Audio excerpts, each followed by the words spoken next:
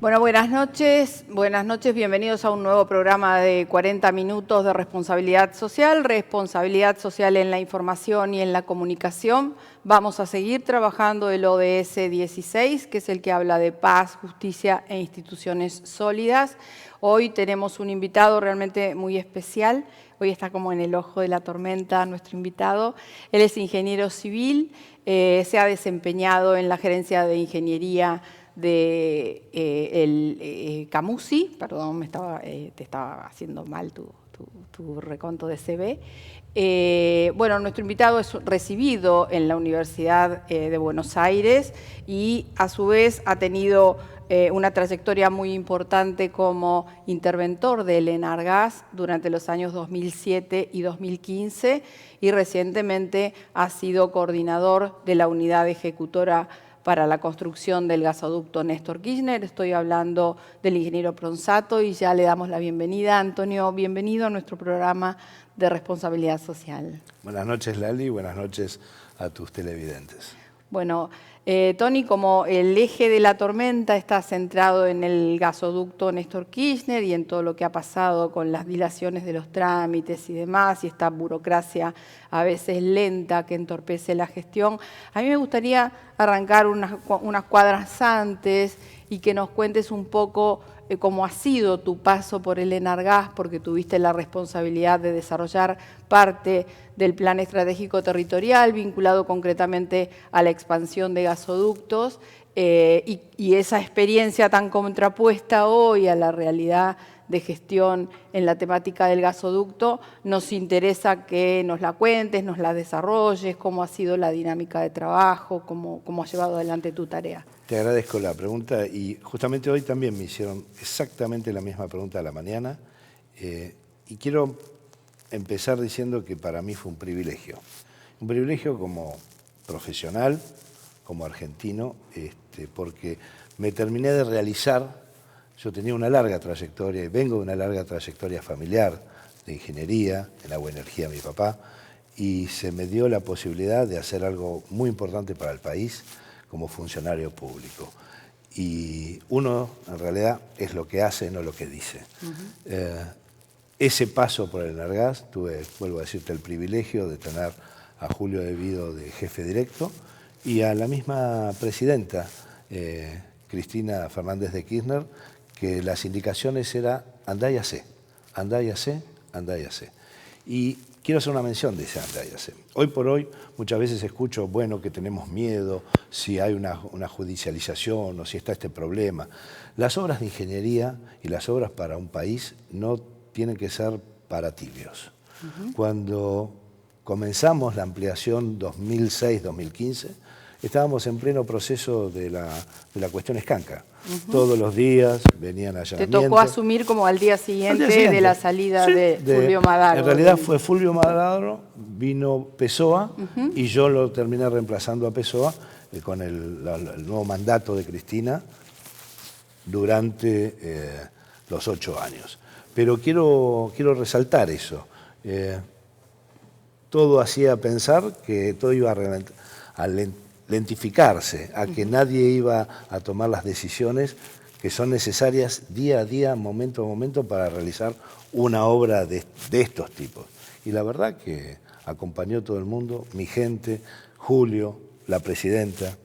Cuando está el respaldo y la decisión política, la responsabilidad es de los técnicos, de los funcionarios, que tenemos que llevar adelante las obras. Sí, no, indudablemente, Antonio, había toda una estructura mucho más aceitada de funcionamiento, venían ya con una trayectoria 2003-2007 que permitía, bueno, más allá de la ejecución concreta de las acciones previstas en el Plan Estratégico Territorial, que, digamos, la burocracia se había adaptado a la modalidad de decisión y de gestión de todo el Ministerio de Planificación Federal. A mí me gustaría que nos cuentes, antes por ahí de hablar más del tema del gasoducto último, los trabajos concretos que ejecutaste, los pendientes que después se interrumpieron a partir del 2015, como para que la gente vea realmente que eras una persona que tenía absoluto conocimiento de la temática, absoluta experiencia de gestión en estos temas.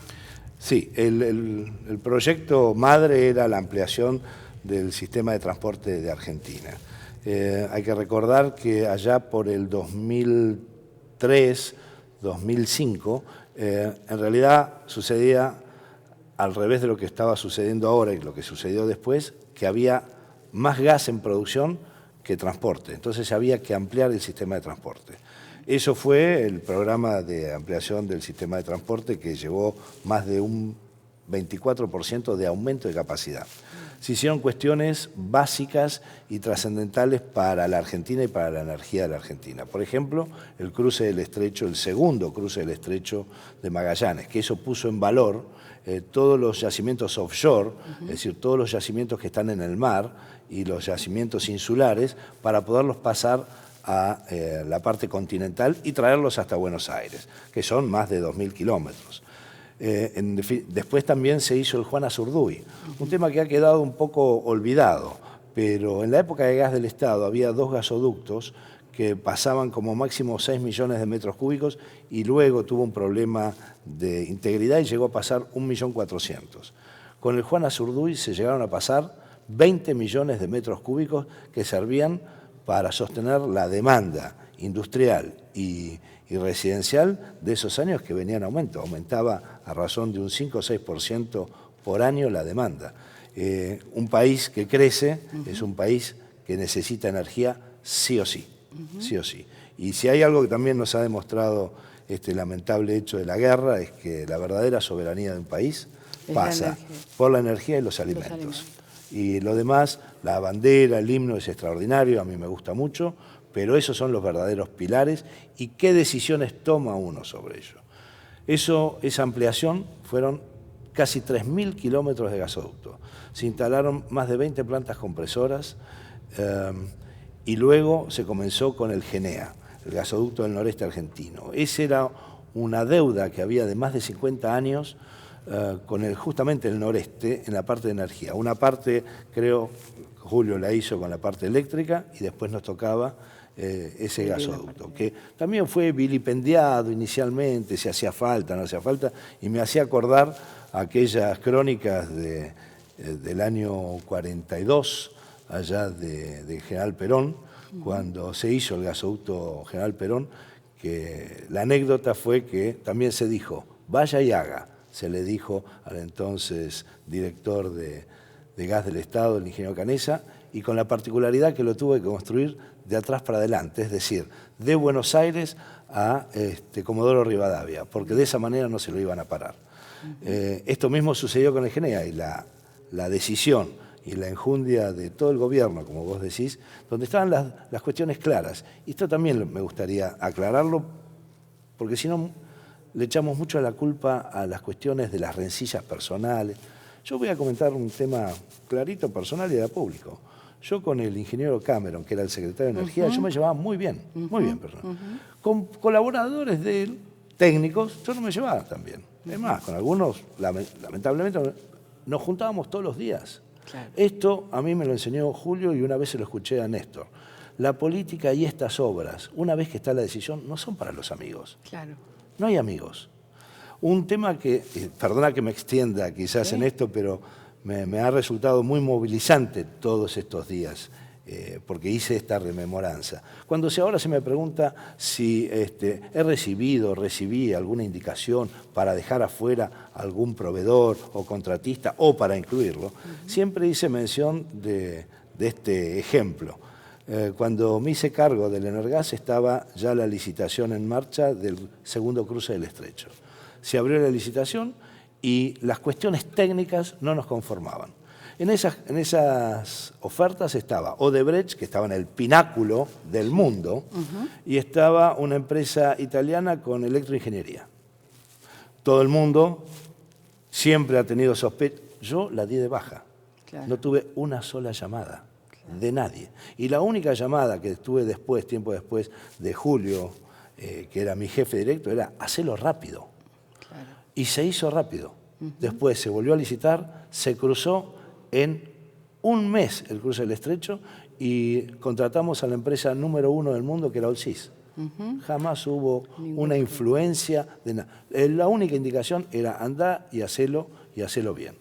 Claro, es como el manto de sospecha que cubrió una gestión, el cuento de la corrupción, todo ese tipo de historias que hoy está también permeando en la temática del gasoducto. Y estamos hablando, y esto es importante señalarlo, y tiró números recién el ingeniero, de más de 5.000 kilómetros de gasoducto. De alta presión. De alta presión con complejidades técnicas importantes contra gasoducto Néstor Kirchner, que tiene más o menos 500 kilómetros y digamos, una línea o una traza, digamos, distinta, ¿no? Sí. No tenés que cruzar ningún estrecho, no, claramente, eso con eso. Eso es cierto. Ahora, te tocó justamente por este manto que se generó en torno a la licitación y a este proyecto, tener que asistir, por un lado, técnicamente al Estado, con las consecuencias que ya vimos, ¿no? Este parate, esta burocracia lenta y demás, y por otro lado también asistir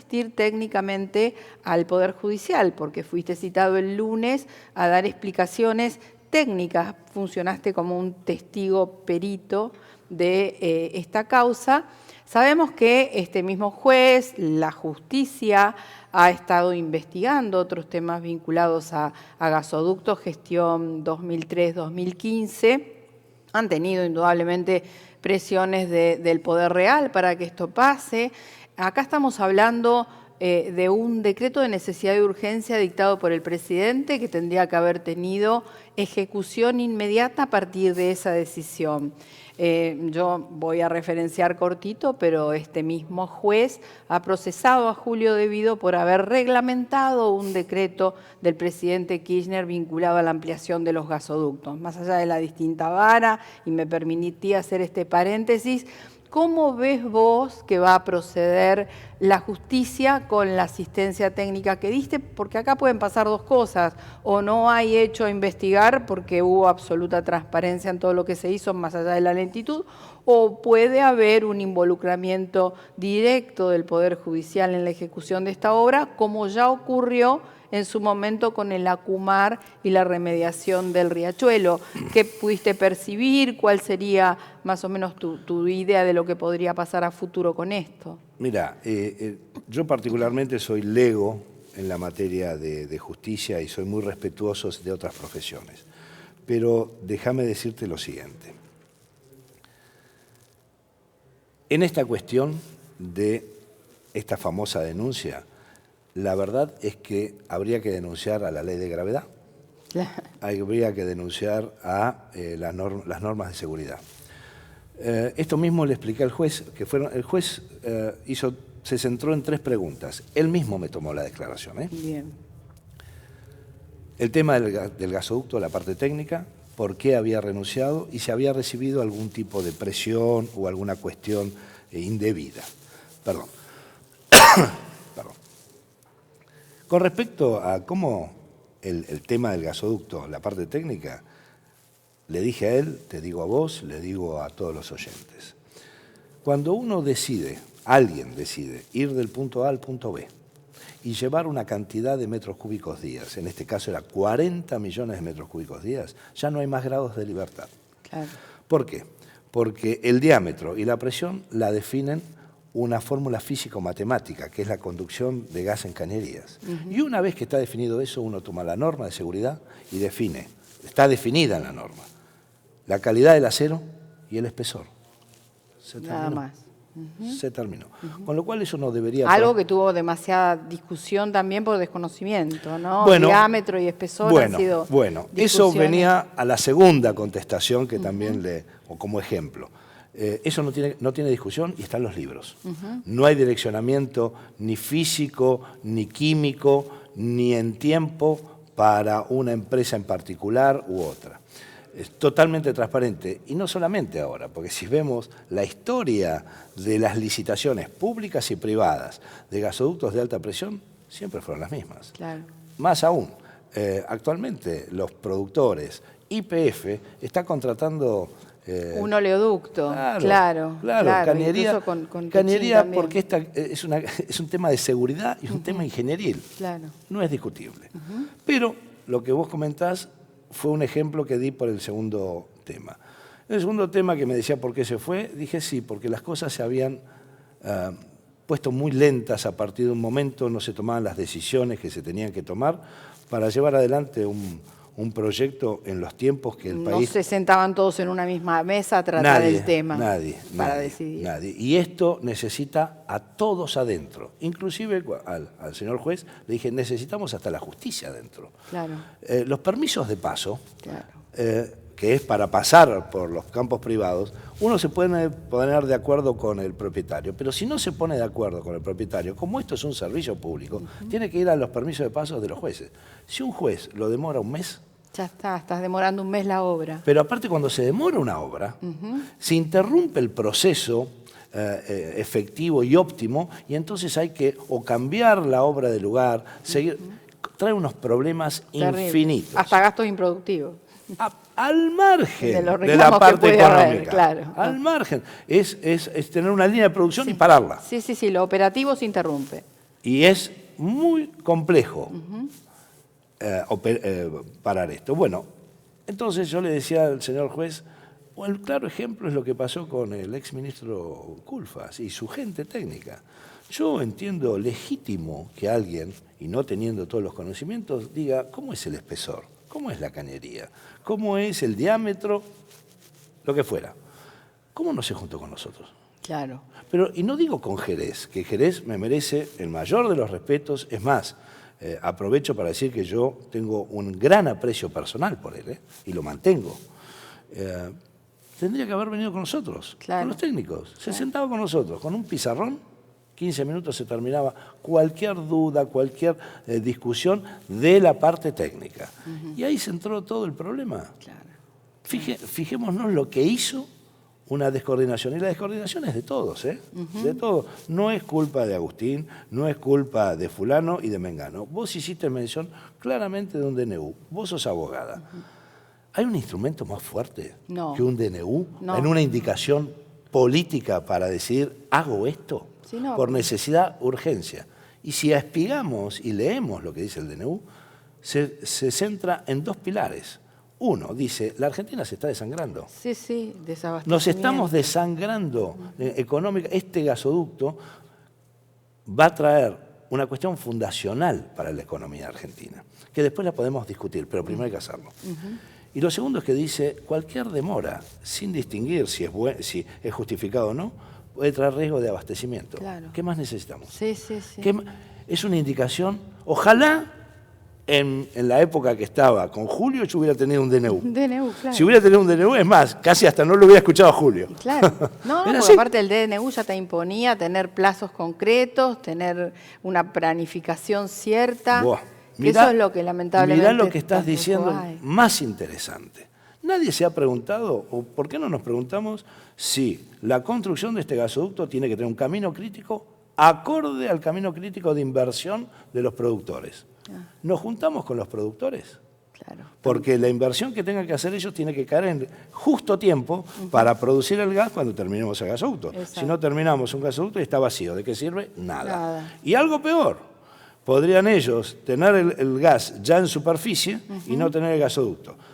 Como el tema del shale gas es un tema muy particular técnicamente, no se pueden cerrar los pozos así nomás, porque se los rompe y se rompe la formación. Si se cierran los pozos y después se los abre, se cierra.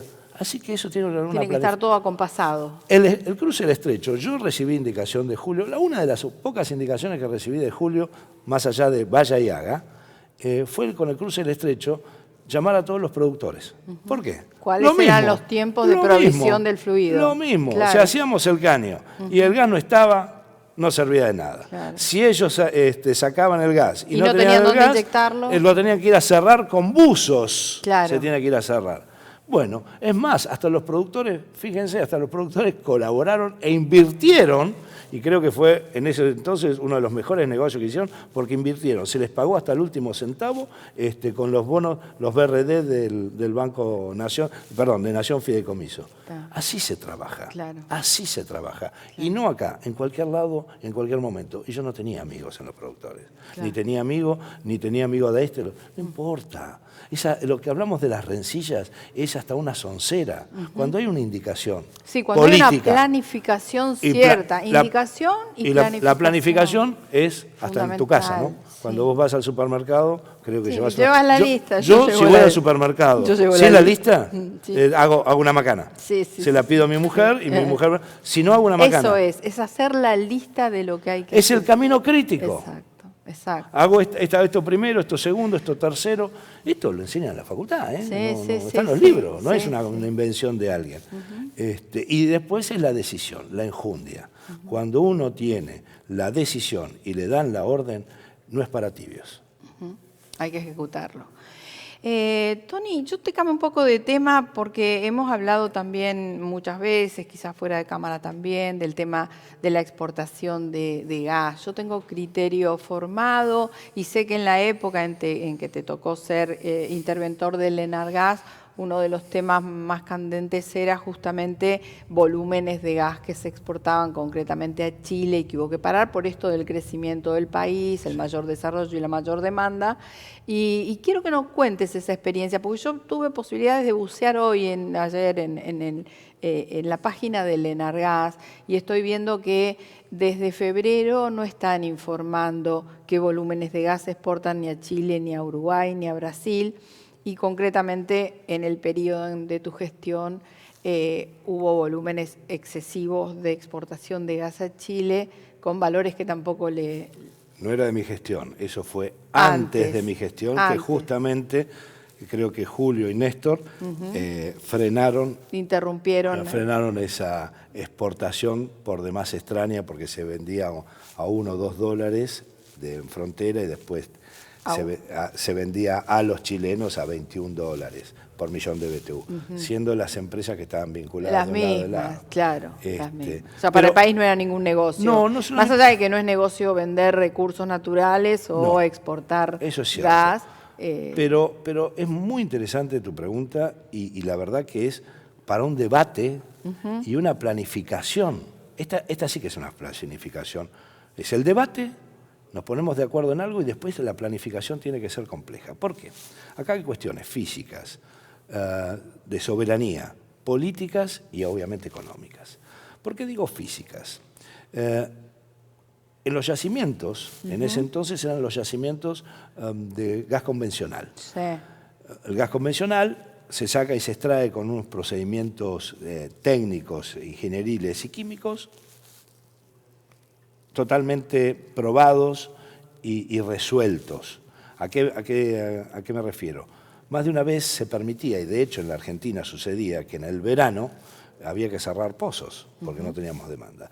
El gas convencional permite cerrar los pozos y que no haya daño en la formación ni daño en el rendimiento. El shale gas tiene un tema. El shale gas son pozos como una máquina de coser que va un pozo al lado del otro, se tiene que fracturar y obtener de esa fractura el mayor rendimiento de ese gas. Si uno lo frena y lo vuelve a abrir, parte de esa fractura que migra y lo perdemos. Entonces hay que tener mucho cuidado con el tema de cerrar y abrir pozos. ¿Esto qué hace? La Argentina, como todos sabemos, es un país que tiene inviernos muy crudos.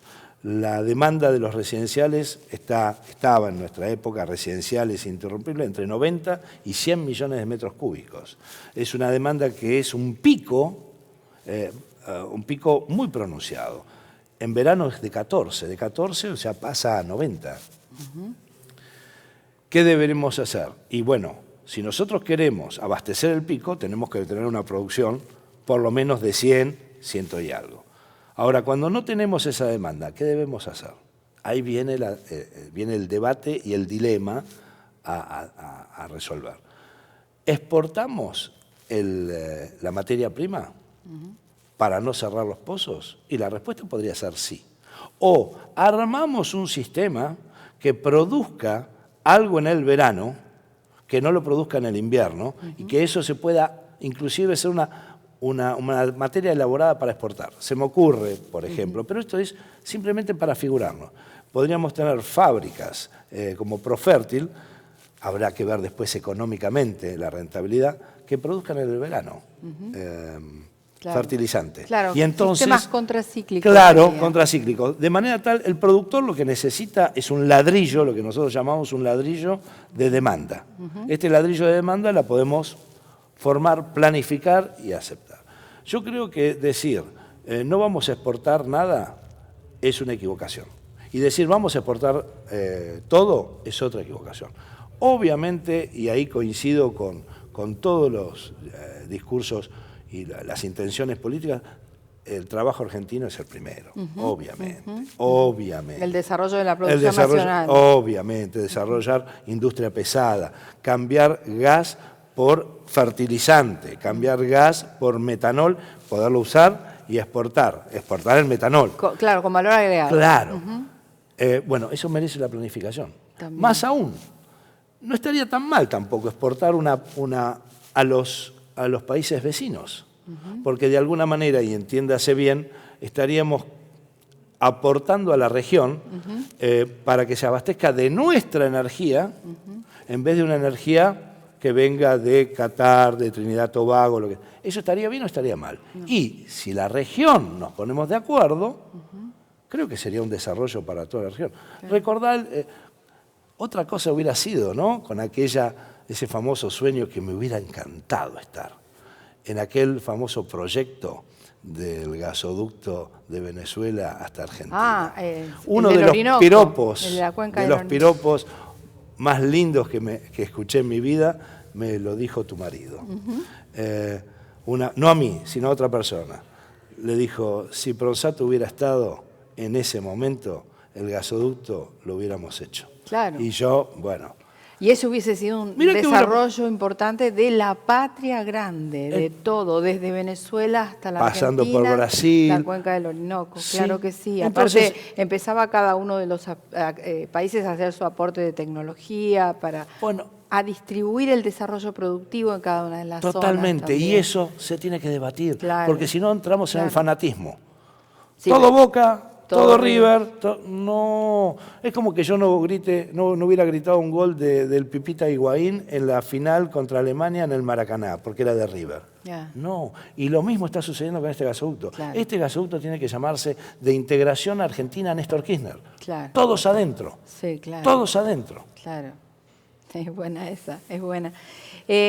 Antonio, siempre hablamos de daños, siempre hablamos de impactos negativos de las actividades, de impacto en lo social, en lo ambiental, y sé concretamente que fue una preocupación tuya en el tema del pliego base del gasoducto, incorporar la temática de la responsabilidad social en cabeza tanto de quien ejecutara la instalación de los caños o la provisión de los caños como la obra civil. Contanos un poco por qué eso, hasta dónde te influencié. Bueno, justamente, mirá, te iba a decir, también eso se centró en dos pilares. Obviamente tuve tu influencia y afortunada, no solamente la influencia personal, sino que muchas veces me hiciste ir a congresos que realmente eran reveladores en todo sentido, eran casi desafiantes, que nos interpelaban. Y de hecho, a mí me hizo mella. Pero yo soy ingeniero fuertemente. Tuve la suerte que en ENARSA hay una especialista, y es la gerenta de Medio Ambiente, Dolores,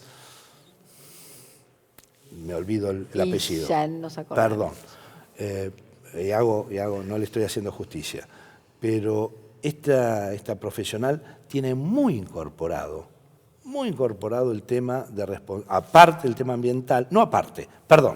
dentro del tema ambiental, el tema de la responsabilidad social y social de las comunidades. Claro, del entorno donde se desarrolla la actividad. Exactamente. Exacto. Y ella ya venía con la experiencia del GENEA. ¿Te acordás que con el GENEA nos ocurrió en Salta que tuvimos que ver los aborígenes? Sí, las implicancias de los pueblos originarios. Y que inclusive pedían modalidades de construcción que eran interesantes y podíamos tomarlas. En algunos lugares sagrados no querían que dejara entrar con maquinaria, no había problema.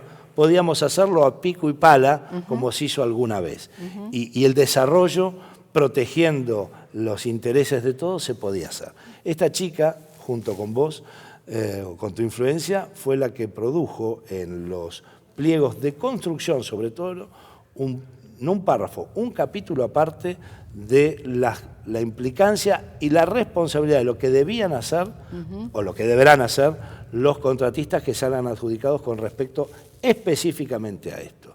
Así que yo no sé cómo se habrán manejado antes u otras licitaciones, pero en esta te aseguro que estaba contemplado y contemplado económicamente también, ¿eh? Claro. En el presupuesto, porque también es muy fácil siempre hacer caridad con la plata de otro, ¿eh? Sí, sí, Entonces sí. acá esto es un problema de todos.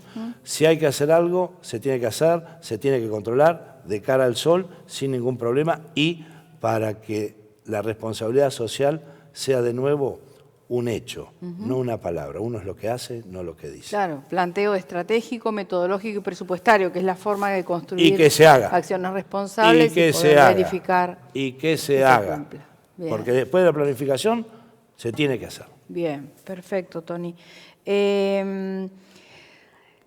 A vos te tocó lidiar con el tema de aprobación y seguimiento de planes de inversión en su momento, de las licenciatarias de transporte. Sí. En tu época también se hicieron redeterminaciones tarifarias, que bueno, siguen en curso y demás. Un poco a la distancia, a hoy, ¿cómo estás viendo el tema? Si hay recurrencia en incumplimientos o en desviaciones de lo que puede ser la imposición de estos planes de inversión necesarios, ¿no? Creo que es una pregunta mucho más profunda que el tema de la inversión. Todos escuchamos algo que, es más, en la época también de Julio, nuestra, se hacía el tema de la sectorización. Bien. Para las tarifas, para la energía, etc. ¿Eso es bueno o es malo? No, no, definitivamente es bueno. Ahora, de nuevo, el carro delante de los caballos, jamás. Lo primero que tenemos que saber es el costo y el precio de esto. Para eso, la ley 24076 es muy buena. Yo la he sufrido o la he sufrido porque yo estaba 7 años en Camusi. 7 años estuve en el ente y después de nuevo 7 años en el ente ya como interventor. Esa ley es muy buena. Permite las revisiones, seriamente, las revisiones tarifarias. Entonces, nadie quiere que una empresa quiebre o que tenga margen bruto negativo, cuanto más vende, más pierde. Y tampoco tiene que haber una renta extraña de un servicio público.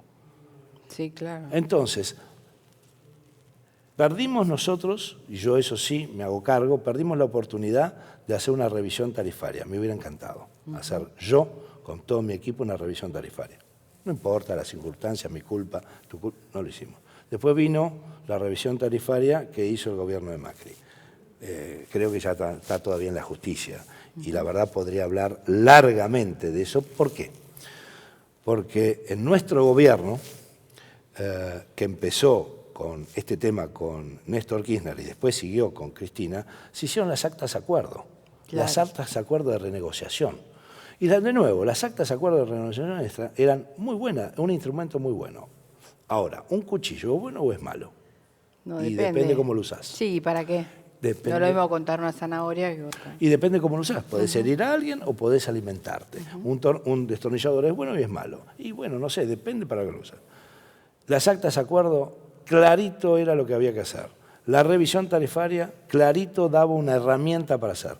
Mi opinión es que no se utilizaron bien esas herramientas en el periodo de Macri. Yo no quiero hacer pero Macri, ¿eh? En el periodo ese, no. De hecho, acuérdense que el primer problema que hubo fue el caso Cepis, donde Claro. también quisieron hacer un atajo por algún lado y lo otro fue que a partir de también la revisión tarifaria, creo que se cumplió 4 meses, porque después el primero que después la frizó las tarifas fue el mismo gobierno de Macri.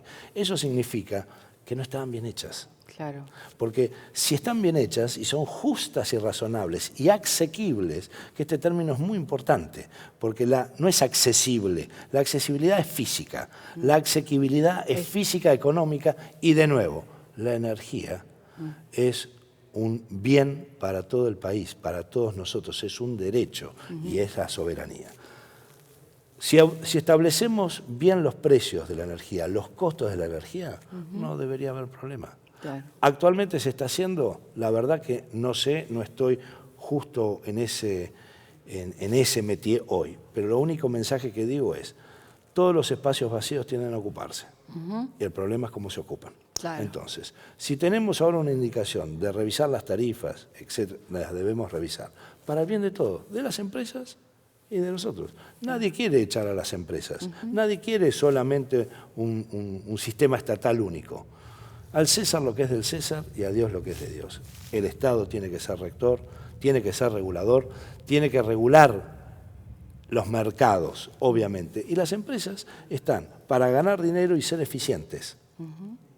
Está. Ay, para cerrar ya nuestro programa, porque se nos fue el tiempo, en la 24076, que es la ley marco regulatoria del gas, hay 3 aspectos que, bueno, a mí siempre me interesa rescatar. El ambiental lo hablamos, lo contiene la ley, eso que es una ley vieja, y vos lo pudiste incorporar en los pliegos como temática importante de impacto. El tema de los subsidios, porque hay que desmistificar el tema de los subsidios deben ser explícitos y deben incorporarse al presupuesto nacional, y han hecho todo un misterio si es peronismo, si es populismo, si se pueden o no se pueden. El tema de los subsidios es muy serio y está tratado en la ley también. Y por otro lado, el planteo un poco vinculado también a la revisión tarifaria de las audiencias públicas. A tiempo vista y por ahí en este momento, ¿vos creés que las audiencias públicas son complementarias de la tarea técnica, efectivamente sirven, traen discusiones banales y ajenas al objetivo? ¿Cómo lo evaluás? Porque es un momento de, por ahí, pensar en las audiencias públicas, pensar en los subsidios y pensar en la contención. De nuevo, es la misma contestación, perdona que sea reiterativo. Un instrumento, una herramienta, no es ni buena ni mala, como la usas. Si los subsidios son indiscriminados, que no están en el momento adecuado o que no llegan a las personas que necesitamos subsidiar, y ahí hay un problema. Los subsidios son necesarios.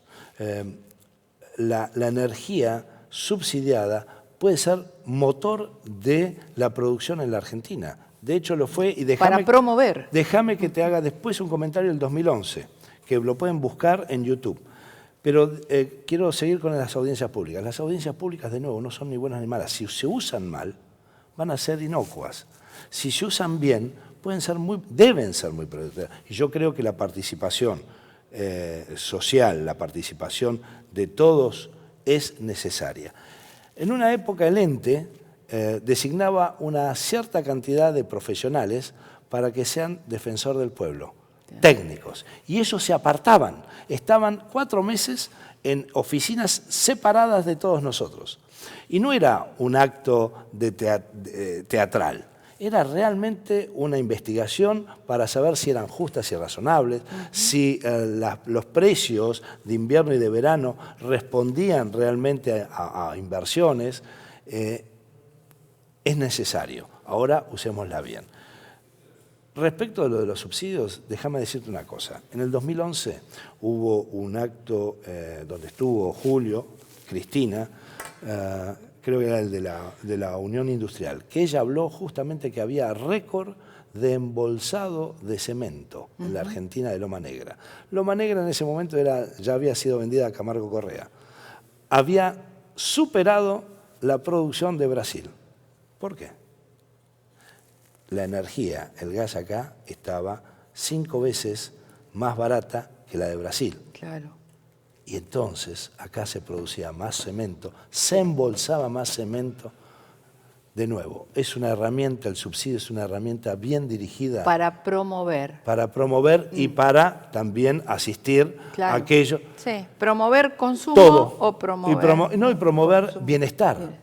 ¿Cómo no vamos a promover el bienestar de aquellos que lamentablemente son más vulnerables que nosotros? ¿Cómo no? ¿Cómo es posible que no lo hagamos? Es responsabilidad del Estado. Y la responsabilidad social, empresaria y del Estado. Está. Bueno, Antonio Pronsato, fue un placer enorme tenerte hoy en nuestro programa 40 Minutos. Gracias, Tony.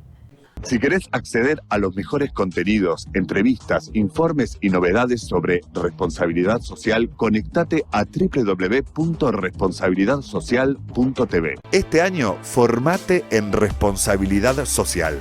Hoy, el conocimiento solo no alcanza. En EduForce te ayudamos a comprender la realidad y te damos las herramientas para llevar la responsabilidad social al interior de tu organización.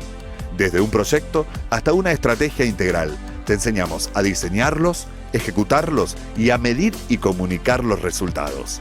En nuestra plataforma digital podés encontrar textos, videos y participar de clases en tiempo real con el profesor y otros alumnos. Lo haces a tu ritmo y desde la comodidad de tu casa. Llevamos más de 10 años formando las nuevas generaciones de líderes comprometidos con el desarrollo sostenible y ahora también en perspectiva de género. Ingresá en eduforce.com e inscribite.